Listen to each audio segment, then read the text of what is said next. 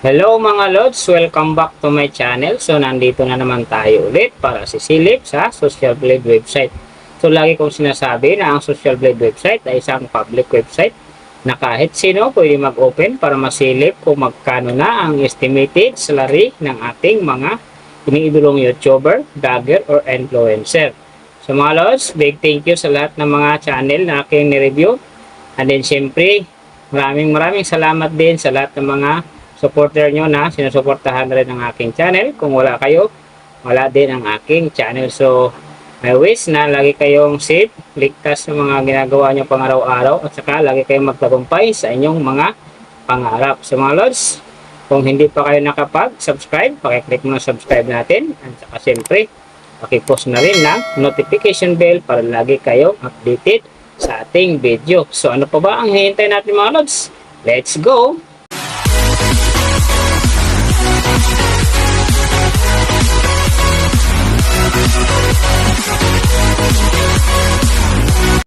Sa mga Lods, yung sisilipin naman nating estimated salary ngayon, walang iba kundi kay Kalingap Edu. So isang Kalingap team member din siya mga Lods, susuportahan din natin ang kanyang channel kagaya ng pag-support sa buong Kalingap team. Pero siyempre, huwag niyong kalimutan na isama sa pag-support ang aking channel. Sa ngayon mga Lods, si Kalingap Edu ay merong upload videos na 349. And then, meron na siyang subscriber na 241,000. So, may video views naman siya ngayon na 18,116,719. And then, yung kanyang country is PH. So, yung channel type naman niya is games. And then, yung account niya, ginawa ito noong February 10, 2021. So, doon naman sa kanyang total grade, nakakuha siya ng letter B. And then, sa kanyang social blade rank naman, nasa 213,240. So, doon naman sa kanyang subscriber rank, nasa 2,080. And then, sa kanyang video views rank naman, nasa 576,369. So, doon naman sa kanyang country rank, nasa 785. And then, sa kanyang games rank naman, nasa 1,525. So yun mga Lods, nakita na natin yung kanyang ranking. Silipin naman natin yung kanyang last 30 days na subscriber. So nakakuha siya dito ng 5K. Ang hindi maganda dito mga Lods kasi ang kanyang percentage bumaba ng 68.8%. So ibig sabihin mas bumaba ang pasok ng kanyang subscriber ngayon kung i-compare natin sa nakaraan niya buwan. So alam na this mga Lods, share na natin sa ating mga newsfeed and sa ating mga friends para gumanda uli ang akyat na kanyang subscriber. So doon naman sa kanyang views mga Lods, in the last 30 days, nakakuha siya dito ng 1.34 AM views. So hindi din ganun kaganda mga Lods kasi ang kanyang percentage dito bumaba din ng 29.5%. So ibig sabihin mas maganda din ang pasok ng kanyang views nung nakaraang buwan kung i-compare natin yung ngayon. So alam na this mga Lods, panoorin na natin at saka share natin para gumanda ulit ang akyat ng kanyang views. So nakita na natin yung kanyang ranking, last 30 days subscriber, and then yung kanyang views. Silipin naman natin yung kanyang daily summary from subscriber, views, and then yung kanyang earning. So sa kanyang subscriber, may nakita ako rito na 2 araw na umangat ng tigwa 1K. Yung mga araw na yon, November 13, nakakuha siya ng 1K. Pagdating naman ng November 19, nakakuha ulit siya ng 1K. Kaya ang kanyang subscriber ngayon nasa 241,000. So doon naman sa kanyang views mga Lods, sa kanyang magagandang views lang, noong November 10, nakakuha siya dito ng 40,000. And then pagdating ng November 13, nakakuha siya rito ng 94,000. So pagdating ng November 16, 101,000. Saka yung pinaka-last na video maganda sa kanya, yung November 18, 42,000. Pero sinasabi ko, hindi yan ganun kaganda mga Lods kasi ang kanyang percentage nga, bumaba ng 29.5%. So doon naman sa kanyang earning mga Lods, so titingnan natin dito yung November 13. Sa kanyang low estimated, nakakuha siya dito ng 24 US dollars. And then sa kanyang high estimated naman, nakakuha siya ng 378 US dollars. So ang mga yan naman mga Lods, daily summary lang, mas maganda kung silipin natin yung naka-round off na from daily weekly and monthly para malaman natin kung magkano na ngayon ang estimated salary ni Kalingap Ido dito sa YouTube. So unahin natin yung kanyang daily average. So sa daily subscriber niya, nakakuha siya dito ng 167.